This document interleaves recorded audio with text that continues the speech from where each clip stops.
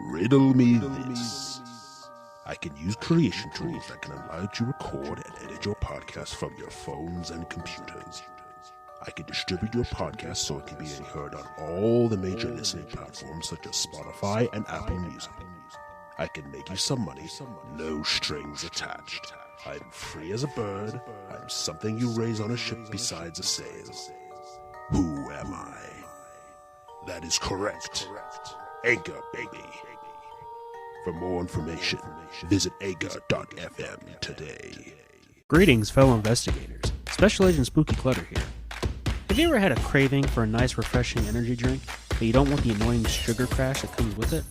Well, you're not alone, and I've got a great alternative that's bound to get your attention. I'd like to introduce you to Raze Energy. Raze Energy is one of the best energy drinks on the market today. Unlike other main brand energy drinks, Raze has no sugar crashes and zero sugar. It's a great drink for getting that boost you need, whether you're going to the gym or conducting cinema investigations like myself and Special Agent Carter Sauce. So, if I got your attention with that, then do yourself a favor and go to repsports.com and try it out. When you get to checkout, use code C-Files for a great discount. And we here at the C-Files would like to thank Raze Energy and Repp Sports for sponsoring the podcast, as well as the Slash and Cast Podcast Network. With that all being said, enjoy today's episode, and until next time, my fellow investigators, remember, the entertainment is out there.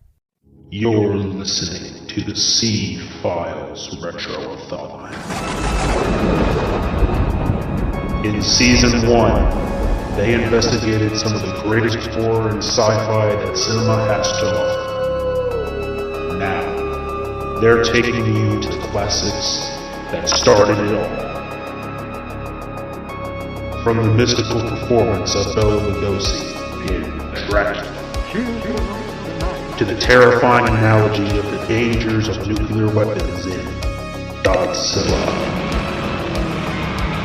Join the special agents of the CBI in the C-Files RetroAthon. Brought to you by the Slash and Cast Podcast Network. Now, here are your hosts, Special Agents Spooky Clutter and Carter Sauce.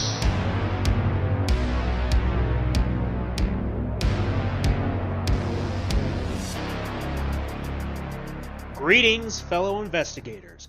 Welcome back to the C-Files RetroAthon. I'm Special Agent Spooky Clutter. I'm Special Agent Carter Sauce. And I'm Special Agent T-Con. And today we are covering Frankenstein from 1931. And this movie is awesome. This is the quintessential horror sci-fi movie that gave us so many classic cliches and tropes, whether it's the mad scientist laboratory or the angry villagers with the burning torches and pitchforks.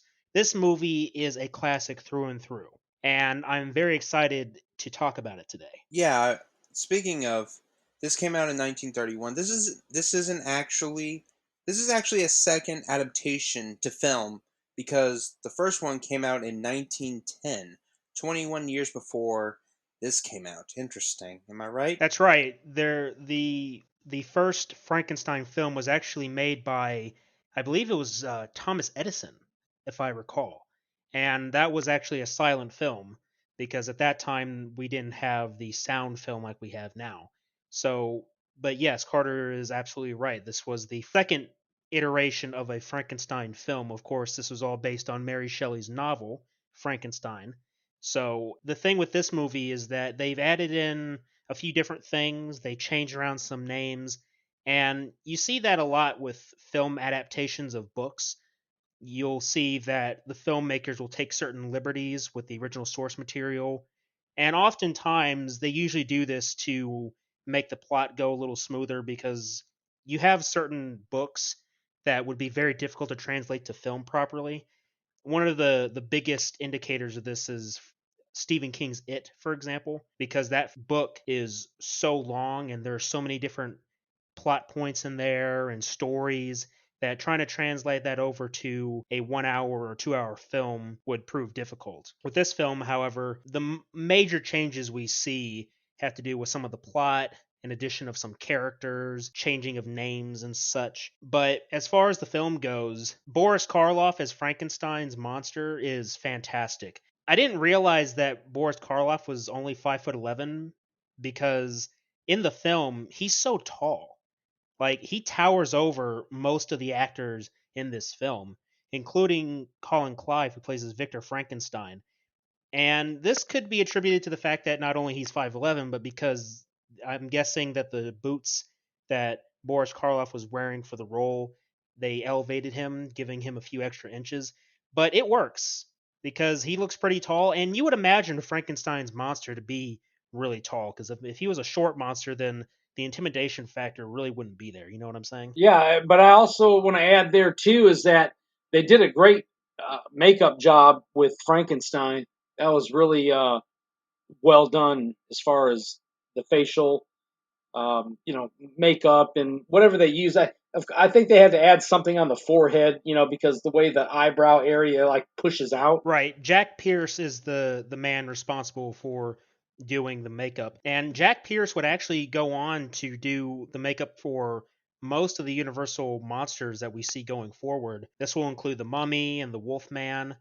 I'm not sure if he did the Creature from the Black Lagoon, but when we get to that film, then we'll know for sure. But I agree that the makeup work was really good for the monster. It gave the Frankenstein monster's face is haunting. I think it's a pretty good description of it, because when we actually see the monster for the first time in the film, when they zoom in on his face, it's this ghoulish, death-like face where, it's there's no life in the eyes, and the lack of eyebrows too kind of adds to that factor. You zoom in on the monster's eyes and it's just kind of dead. Yeah, there's no life because there's no soul. And that brings me back to the beginning of the film, where you have Carl Lamel or Malee. He's the producer of the film, and they delivered a warning, which was sort of interesting for that time frame. I would guess back in those days, like you mentioned in another review we've done about this Puritan, type people, if you will. I would say that not so much Puritan necessarily as much as it is, holding things close to the chest, like how people use sultry or scary environments on film as we have today that they didn't use back then. Okay, and so the beginning of the film starts off with Edward Van Sloan, who played Dr. Waldman in this film, but he also played Van Helsing in Dracula. He comes out on stage, and he basically he's delivering it like a brief caution. Okay, he says, "How do you do? Mr. Carl Lamel feels it would be little unkind to present this picture without just a word of friendly warning. We're about to unfold the story of Frankenstein, a man of science who sought to create a man after his own image without reckoning upon God. It is one of the strangest tales ever told. It deals with the two great mysteries of creation, life and death. I think it will thrill you. It may shock you. It may even horrify you. So if any of you feel that you do not care to subject your nerves to such a strain, now's your chance to, we warned you." And then he walks off the stage. And it's just, I love this actor, Edward Van Sloan. He's like up there for me, going back to, those days of these films. So I'm liking this guy big time. Yeah, I agree. The thing with this film and the time period it came out in is that we were in an era where there was a lot more restrictions to what you could do with films, because there was a lot of religious overtones and a lot of strict religious rules. And as we get later on into this review, I'm going to talk about some of the things that were censored in the film, because there were quite a few things that the film censors told the filmmakers to censor or block, or that couldn't be included in the film. I would like to add on to T-Con's mention of Edward Van Sloan doing the disclaimer at the beginning of the movie. That has actually been spoofed a lot, especially in a few Simpsons Treehouse of Horror specials.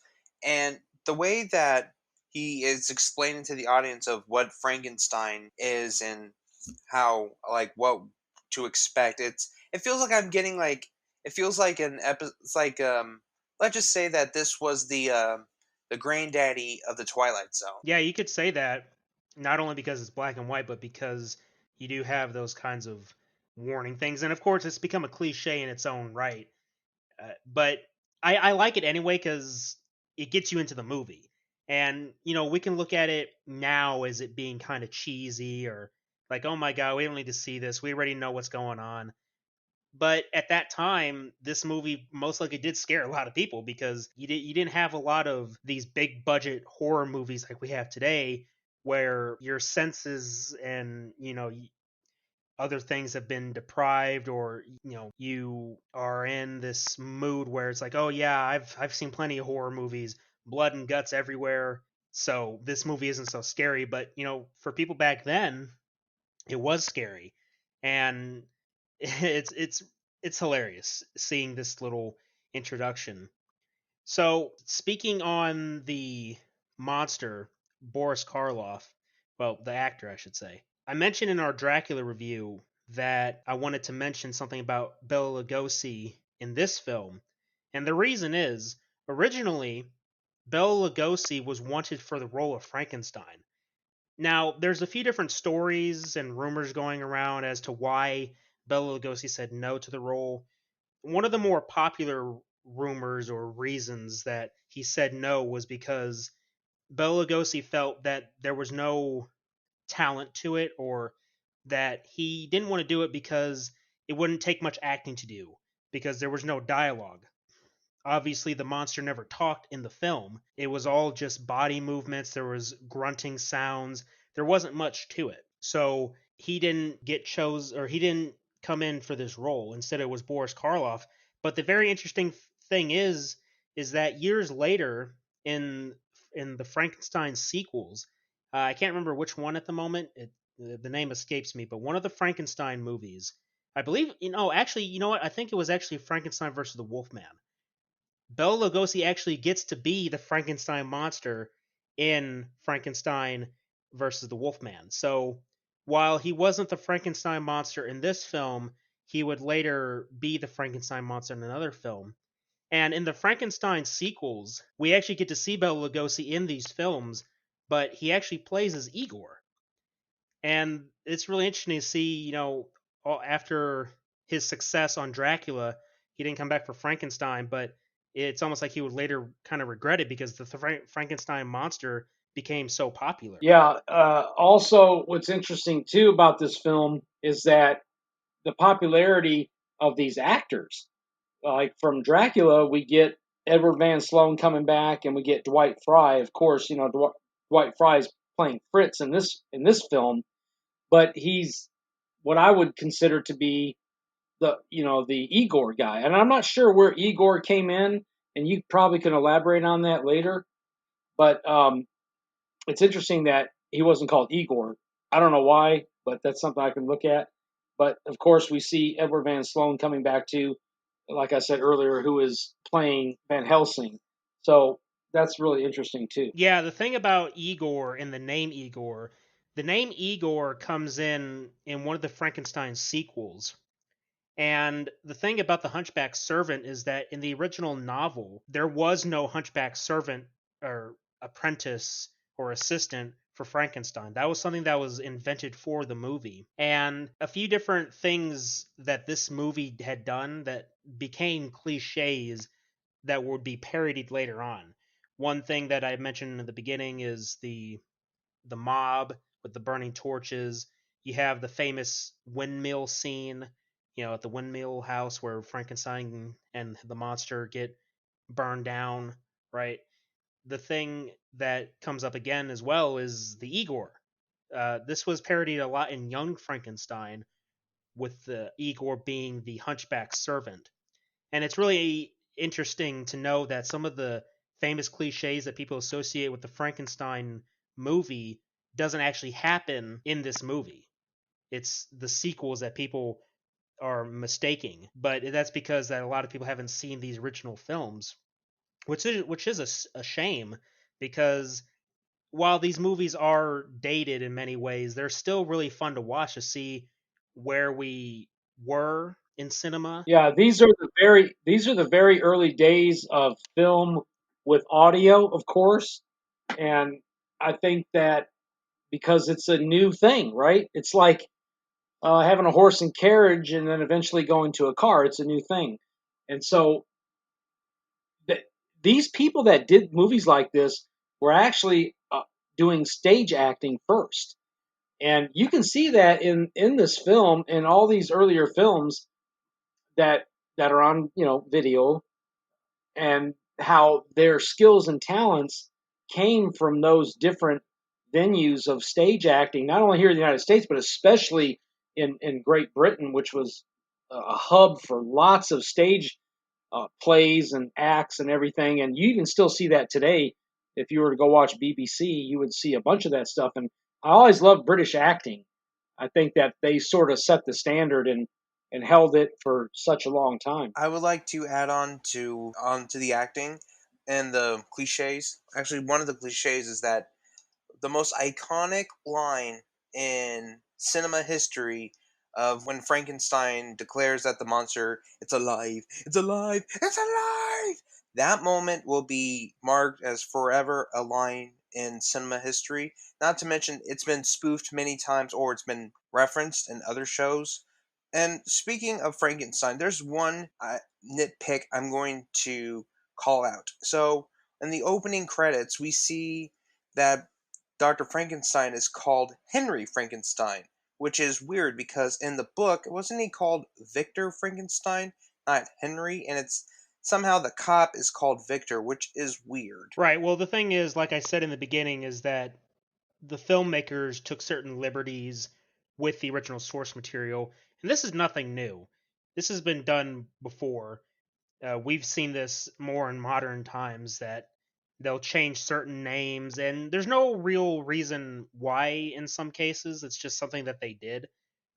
But it is interesting regardless because, we do think of Henry Frankenstein, and this time he's called Victor. Or do I have that backwards? He's called Victor in the movie, right? Or is he called Henry? In the movie, I believe he's it's called Henry. Henry, but in the book, he's called Victor. Okay. Yeah, you see, I'm looking on the cast list on Google, and they call him Victor Frankenstein, but in the movie he is called Henry. So, but yeah, it is kind of jarring regardless. And speaking of Victor, or excuse me, Henry Frankenstein, I got to give praise to Colin Clive because when Victor, here he goes. See, I'm getting the names mixed up. Victor, Henry. So when Henry Frankenstein is in the laboratory and he's got Edward Van Sloan, he's got May Clark, and he's got John Bowles. Everybody's lined up there in his little laboratory, and they're gonna watch the experiment be conducted. He just gives off this really confident menacing performance about him because they call him crazy, and you see his face and he's dead serious when he's like, oh, crazy am I? He's like really confident, and it's really chilling too, especially with the thunder going on in the background. It's brilliant. Colin Clive does an amazing job as Henry Frankenstein. It is a really nice pleasure to be able to witness his acting. Yeah, so what's going on there is, we're in the I guess it's a castle facility or whatever, and he's a scientist, and him and his servant, I like to call him Igor. That's how I always remember it, but nevertheless, they are getting bodies, you know, from the graves, from people that have been hung, and they are putting parts together to develop Frankenstein. And so we see. Well, it's actually not Frankenstein. That's actually one of the big discussions that go on even to this day because the monster was never called Frankenstein. The name of Frankenstein has always been in reference to the doctor. But even to this day, people still confuse themselves with thinking that the monster is called Frankenstein when it's actually in reference to the doctor who created the monster. Well, So didn't the doctor call him the monster in the film also? yeah, I believe so. Yeah, so But we as far as the casting goes in the credits, is they always refer to it as the monster. It's never called Frankenstein. It's always the doctor that's called Frankenstein. But don't feel bad because, like I said, this is still a point of discussion to this day. Because while we're sitting here talking about, okay, well, the monster was never called Frankenstein, it was always the doctor that would be called Frankenstein. It's the creature, it's the monster, not Frankenstein. Some movies later on would call him Frankenstein. This is true because when you go into Abbott and Costello Meet Frankenstein, obviously that's a comedy, but it has the Frankenstein monster in there. One of the characters calls the monster Frankie, right? So it adds on to the confusion of, okay, so the monster is called Frankenstein or he's not called Frankenstein. It's so jarring and weird. It gets confusing. I was going to say that it's like a big debate. Like example, like Frankenstein's monster. The monster is called Frankenstein. No, the Frankenstein's monster is called the monster. It's basically a big debate. Like it's one of those popular debates, along with who shot first in the cantina scene in Star Wars, just like that. Right, yeah. Well, there's something I want to say too, is that I don't get the impression that Dr. Frankenstein is actually a fanatic. I think that he's engaged in his work to close to maybe fanaticism. I think his excitement, understanding that the electricity seems to have some type of connection to the body that he created and to the brain that he put into the head. Of course, we know that the brain that was put in there was a criminal's brain because of what his servant did. Well, it was an abnormal brain. Yeah, abnormal brain. It was, yeah, it wasn't a criminal brain. It was just an abnormal brain, which explains why the monster acts the way it does, because it's an abnormal brain. It's not like a normal intelligent human brain.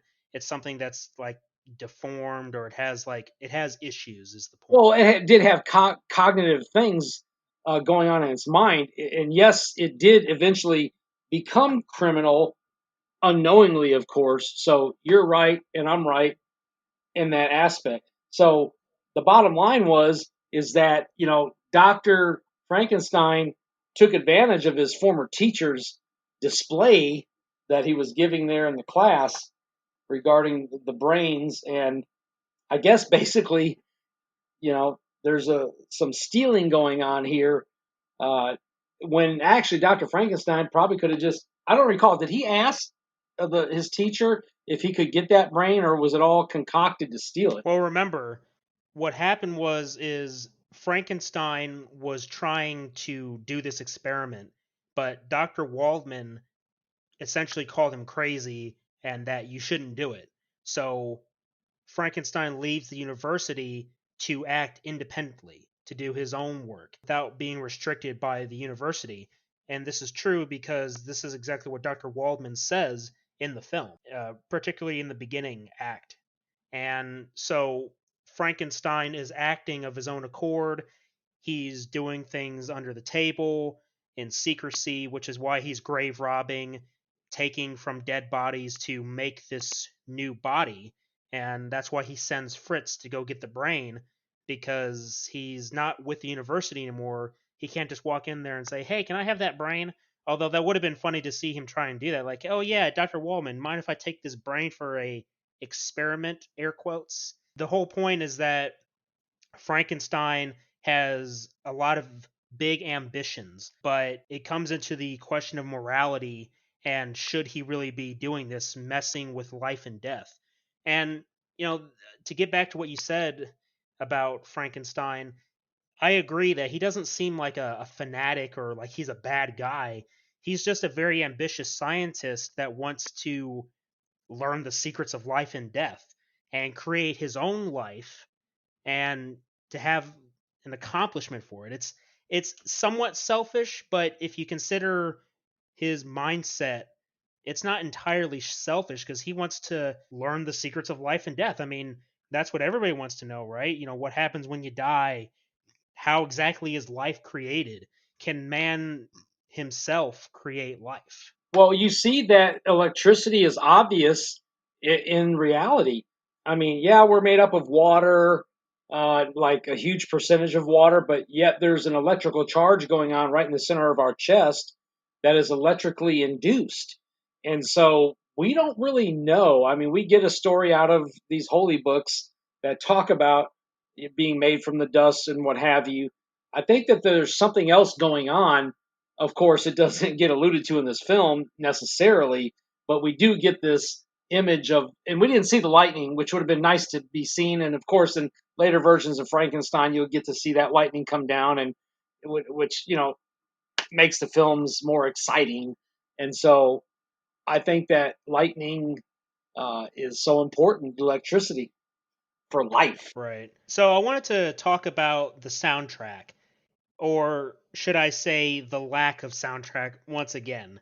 So, as before, in the beginning of Dracula, and now in the beginning of Frankenstein, we have a song that plays to give us the credits and kind of walks us into the film. But throughout the whole film, there's no music.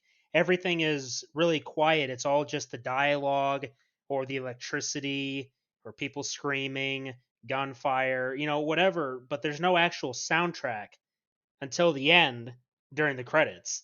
So we're still waiting for that one Universal monster movie to finally give us music during the film. And it's pretty jarring when you first experience it because you've become so accustomed to hearing music in film. Whenever there's a situation where there's like, oh my God, there's a mysterious thing going on or there's a bad thing about to happen, there's always this music. And especially in horror movies. Horror movies are famous for having that kind of suspense building music that builds up to the great big shock, if you will.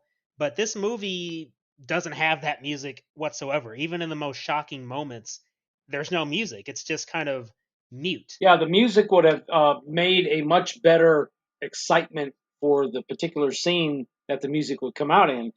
Although you have to remember that you're coming out of silent films, you're finally getting audio, but they don't put music in. And so I don't know if that's by accident or they didn't understand maybe at the time how to incorporate music into the actual audio. I don't know. I have no idea. Yeah, that would be a good investigation to conduct, is to exactly why is it they didn't have music in these beginning films in the Universal Monster catalog. I believe, it's been a long time, but when we review The Mummy, which I believe will be the next episode, I believe they start including music throughout the film. So obviously we're learning as they're learning. They're in the beginning stages of incorporating a lot of new features into motion pictures, having better transitions, having actual dialogue, incorporating music. And it would be interesting to see what somebody could do by adding in music into these movies, like to revisit these films and have some appropriate music playing in the background. It would be interesting to see if somebody could actually pull that off. Because you do have a reference to other Universal Monster movies that had soundtracks, and you have a lot of talented musicians out there that could look at a film, look at what was done in other films, and say, okay, this kind of music would be appropriate. It would be a nice little project to see come to fruition, to see if somebody can make a Frankenstein soundtrack or a Dracula soundtrack to play during the movie for scenes and such. It'll be interesting to see if somebody could actually do that. Or maybe somebody's already done it and I am completely clueless about it. Who knows, right? My thoughts exactly. And from lack of soundtrack, here's actually a fun fact I forgot to mention previously in the Dracula review, is that Dracula came out in 1931, and the date was actually February 14th, 1931, which is kind of not. It's kind of a cliche, not to mention that it was a horror movie, but it came out on a day of love, and Frankenstein came out on November 21st, 1931. Yeah, that is interesting that Dracula would come out on the same day as Valentine's Day, because it is kind of like a romance story. But as far as November 23rd goes, at least at this point, that date had no real historical significance 21st. at this point. Oh, 21st, I'm sorry. So, but yeah, it's interesting that you would mention that. All right, so look, we see that Henry, Dr. Frankenstein is going through a lot of traumatic things, mentally, physically, and we see his father come into the scene. We see, of course, Elizabeth, his fiance, in there, and basically Henry's pretty worried about the monster, but Dr. Waldman sort of reassures him that they're going to destroy the monster. So we later at the home we come to find out that during the wedding preparation that the monster is on the loose, and prior to that he was actually out on the lake area by somebody's home where he encounters that little girl. And I actually really like that scene. I didn't like the outcome of the scene, but the interaction. Right. Yeah, no doubt, right? Well, you got this interaction of this creature who has never interacted with a child, and he was almost giddy and joyful with it, but it overtook him in that moment. And the girl was so loving and caring, and she had these little sunflowers, and they were throwing them in the water, and I really liked that moment. I was so sad to see Frankenstein, or excuse me, the monster, pick up the child and throw him in the water and then run off. And that was sort of a sad moment. We, of course, don't see what happens with the child until later, until her father is carrying her, through the city, and everybody sees the dead child in his arms. But by that time, the monster's already in the house and accosts Dr. Frankenstein's fiance and bride to be. Yeah, it does add to the tragedy of the Frankenstein monster that, he gets created and he has no idea about life itself because he's not, he wasn't a person that was dead and came back to life. He's different parts of people. And he's innocent in many ways. When I say innocent, I mean he's clueless about the world. And he comes across this little girl, and she's playing with him, and they're throwing the sunflowers into the water to see them float. And the monster's thinking, oh, I guess this girl can float too, which hypothetically she's supposed to if she knew how to swim. But, I kind of laughed at this scene. And I know that seems kind of wrong. Like, oh my God, you laugh at a little girl dying. Well, it's not that I'm laughing at her dying. I'm laughing at the fact that she drowned, right? I don't know how deep the water was, but all Frankenstein did was throw her in the water. And I don't know exactly how hard it is for a child to swim. Of course, we don't get any backstory on this girl anyway. So, we don't know if she could swim anyway. It was never hinted at that she couldn't swim. I mean, you're living by the lake. Maybe daddy showed her how to swim, maybe. I mean, if you're living by the lake, then one could deduce that, okay, maybe this guy taught his daughter how to swim if ever she fell into the lake, which would make sense because if she's throwing flowers to the water and she's so close to the water when she does that, if she's done that before, then logically it would make sense for her father to teach her how to swim just in case she ever fell in the water when he's not around. And because that's exactly what happened, didn't he? He left her alone and she's by the lake. There's nothing that would have stopped her from falling in necessarily because there's nobody there to supervise her. Well, the reality is that the monster is very playful. Encountering this young child really doesn't understand. It's kind of like the monster is kind of like Carter Sauce's dog Rudy. When I see Rudy outside and I say, "Hey, Rudy, Rudy, Rudy, puppy, puppy," he's so jumpity and wagging his tongue and tail. But when I get in my car and I'm pulling out, he starts chasing the car. He doesn't understand. So Rudy, like the monster, they're innocent. You see? Yeah. Anyway. Well, I mean, but look, I gotta say this because that still doesn't explain why in the hell that little girl drowned. And Carter Sauce, I hope that you can give some insight into this because I know that you were just as confused as I was when we watched it. How in the world could this girl have drowned, right? Yeah, exactly. And especially since the Frankenstein monster literally just picked her up and just threw her like, I don't know, like 1, 2, 3 feet from the from the little shore she was on. No, that was like, 5 feet. That was about 5 or 10 feet. Nah, nah, I'm calling bullshit on that. There is no way in hell she could have drowned that far. I mean, I don't even know how deep it was, and the shore is like literally an arm's length out. All you gotta do is just paddle over towards it, or just grab onto the land and haul yourself out, which makes no sense though. First time I saw it was when I was a little kid, and I was scared of this movie when I was little, when Hollywood Video and Blockbuster was still a thing. If you don't know what Hollywood Video or Blockbuster is, it's basically a video rental place where you would get in your car and you would go there to pick out a movie, rent it for a few days, and bring it back for those people who don't understand the nostalgia of it. Right. And of course, again, I got to bring into question, or the logical nature that I have in my head, that okay, if this girl is known to be playing by the lake, wouldn't her father have taught her how to swim just in case she ever fell in? Because She already obviously knew how to leaving, swim, and you know it. well, yeah, I mean, we know, but I guess the argument that could be made is that they didn't portray her drowning convincing enough. It was the scene they gave us was not convincing enough to say that, oh yeah, she definitely drowned.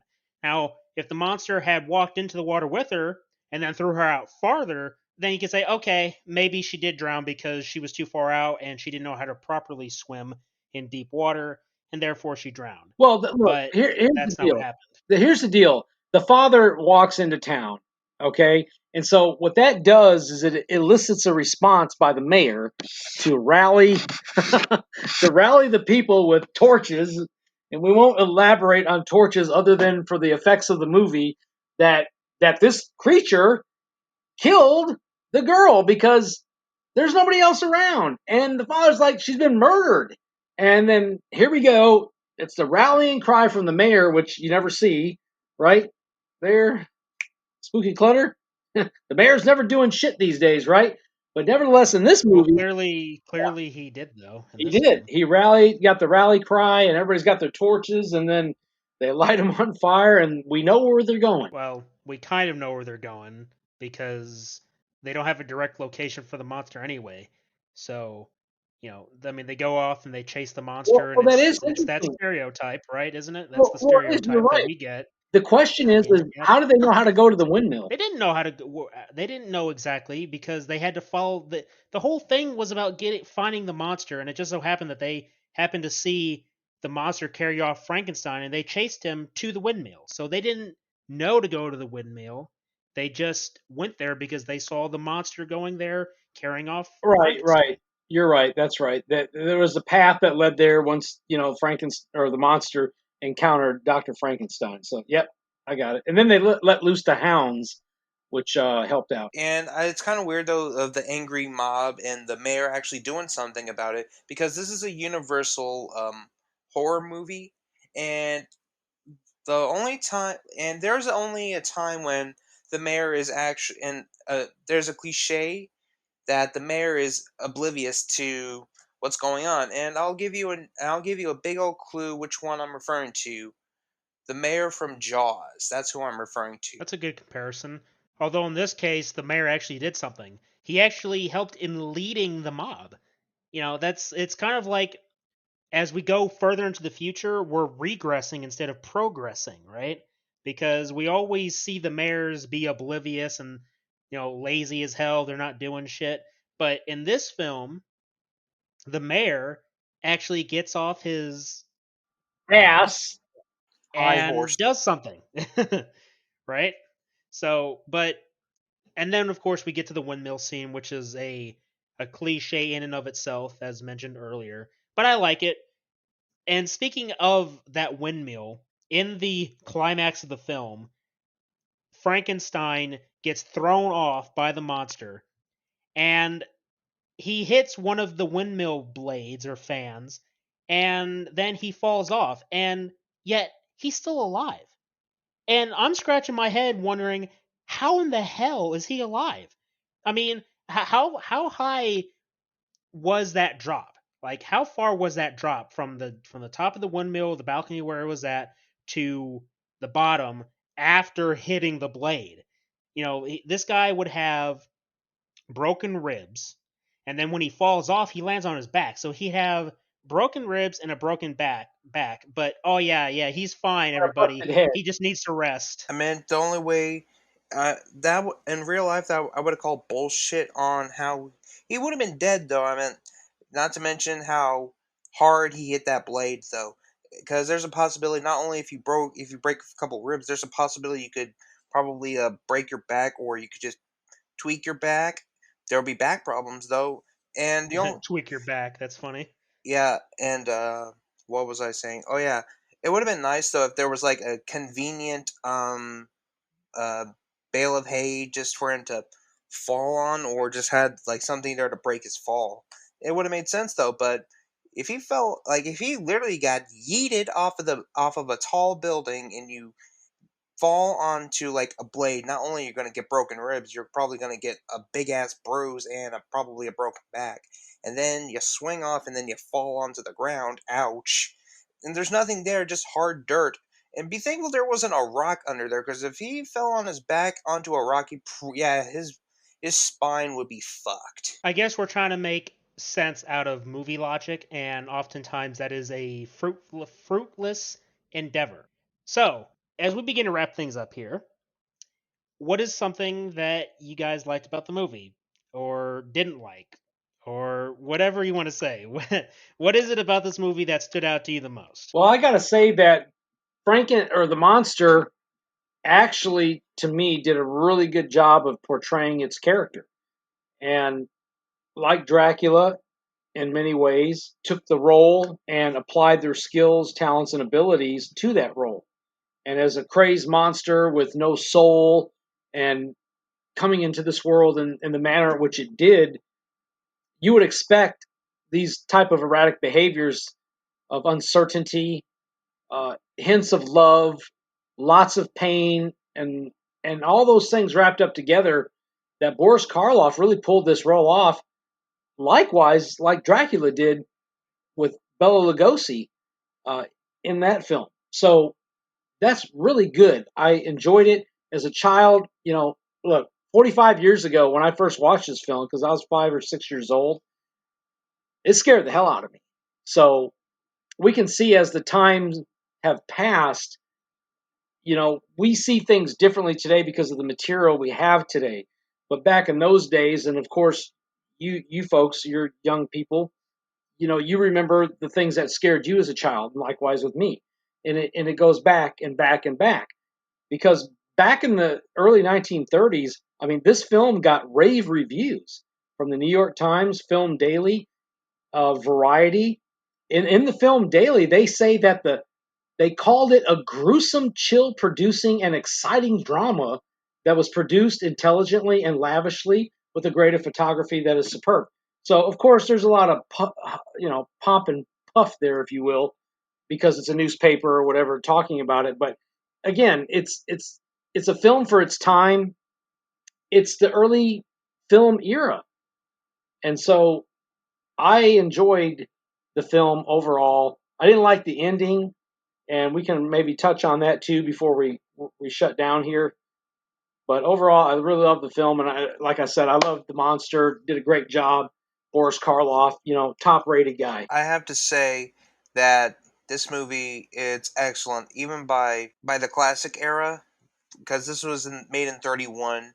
It's like if I was around, if somehow I went back to the time of 1931 and I saw the movie at this time, I would have been like, huh, that's actually pretty good though. But if I had a time machine, I would definitely like to see the old classic movies when they came out and stuff like that.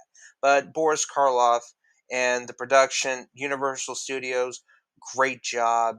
And it wouldn't be until 4 years later in 1935 that Boris Karloff would return in the sequel, The Bride of Frankenstein. That's right. Yeah, for me, I'd have to say that I really enjoyed the performances of Boris Karloff, Colin Clive, and Dwight Fry as Fritz. We last saw Dwight Fry in Dracula as Renfield, and he was acting crazy then, and then he's acting crazy now. So Dwight Fry knows how to play as the crazy, insane characters, and everybody did a really good performance. I love Colin Clive's. His acting was really good. He had this conviction about his character, particularly in that scene before they actually start doing the experiment to bring the monster to life. The conviction in his voice and in his face, with the thunder crashing in the background, is iconic. The whole lab set up was really good too. It is the quintessential mad scientist laboratory that will be parodied later, and it's fantastic. So as far as ratings go, I give this like a 9 out of 10 because it is that good. I know that a lot of people would call this movie corny and cheesy because it's an old time film, but keep in mind that this was the early days of cinema and they're just starting out with this stuff. And it's really good for what it was. Even by today's standards, it's obviously a classic. It's known for so many things and it's known for starting so many things. So you got to give this movie a chance if you've never seen it. Do yourself a favor and see where cinema was at its early point and, to where it is now. And marvel in its classic atmosphere and all the good stuff that it introduced to film and cinema history. Yeah, I want to echo what you said there because we look at positive reactions from films, but we also have to look at the negative reactions. And I remember looking at an article where a guy by the name of Josh Mosier of the New Yorker, which was a magazine back in those days that they did film critic things on movies and what have you. And in this case, he called the film only a moderate success, and he wrote that the makeup department had a triumph to its credit in the monster, and basically that's where the thrills of the picture came from, was from the monster, right? But the general fantasy lacked the vitality which that little, okay, I don't know what that is, Mrs. P.B. Shelley was able to give her book. I don't know who he's comparing to, but I look at this critic here as having a different view of the film in regards to what his own aspirations and dreams were, if you will, for a film of this caliber.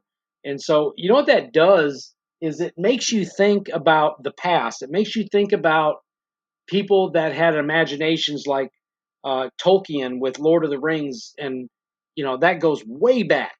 And we didn't even get really a smidgen on film of what the totality of the books were.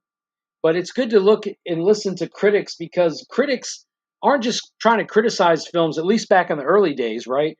But they themselves see the potential, and their criticisms are coming from things that they themselves would have put into the film, which is a great thing because the ideas that would come from this gave us what we have today. And just a fun fact, the movie was banned in China, and it was under a category called superstitious films due to its strangeness and unscientific elements. Very interesting. Don't totally know what it means. Just very interesting that it was banned in China in 1931. Well, that doesn't really surprise me because I forgot to mention this earlier, but the film censors censored a lot of things in this film that we didn't see this time because this was the fully revised version that included everything. One thing that they censored was the line when the monster is released from the table, like it's let back down after the lightning hit it, where Frankenstein said that it's alive, in the name of God. Now I know what it feels like to be God. The film censors censored that part by adding in thunder sound effects to block that little piece of dialogue. And if you watch that back when this movie was released, you probably would have never thought much about it because, oh my God, yeah, there was thunder going on in the background anyway. So when the thunder hits and some of the dialogue, it was kind of cut off, or, the sound blocked out what he was saying, you wouldn't really think anything of it. but they censored that part where he said, "I know what it feels like to be God." The film censors thought that it was sacrilegious to have that, so they censored that. Another thing they censored was when Dr. Waldman plunged the needle into the monster's back, because they said it was too like extreme, or because it was showing like a needle going into a body, and the film censors thought it was too much, essentially. Well, didn't we see that? Didn't we see the needle going into his back? Right, but yeah, we did, and like I said, they censored that part in like when the movie came out. They censored some of that, so so they didn't actually see the needle go in. And if you think about the plot and how that revolves around it, people would probably be confused because the monster just suddenly passes out due to nothing, because they cut that scene because they thought it was like too extreme. And of course, we laugh at that now because we've seen so many things that are worse than just a simple needle being plunged into a back, you know.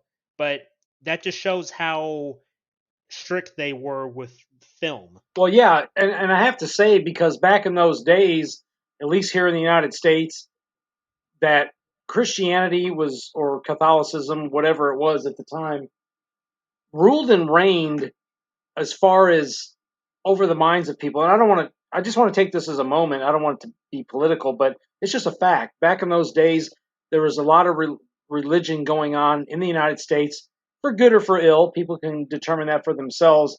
And so I can understand why the producers and the director would say, you know what, we probably better not put that in there about somebody saying that they're a creator, which would, for conspiracy theorists, would make you think that, well, there's people controlling things, controlling information, and you're on a need to know basis, and what you need to know is the book that we've given you, and you need to read that.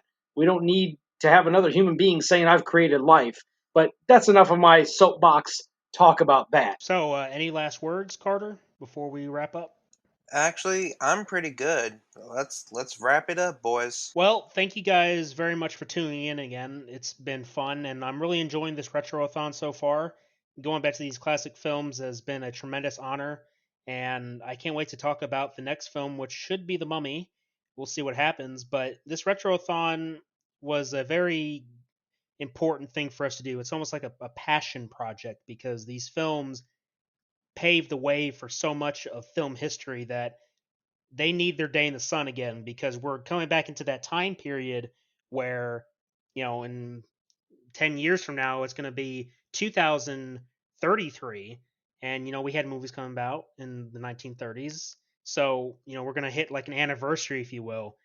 For example, for Frankenstein and Dracula, it's not going to be too long now before those movies are 100 years old. So it's nice to be able to go through these again, and I know that for T-Con, because he saw these when he was a kid.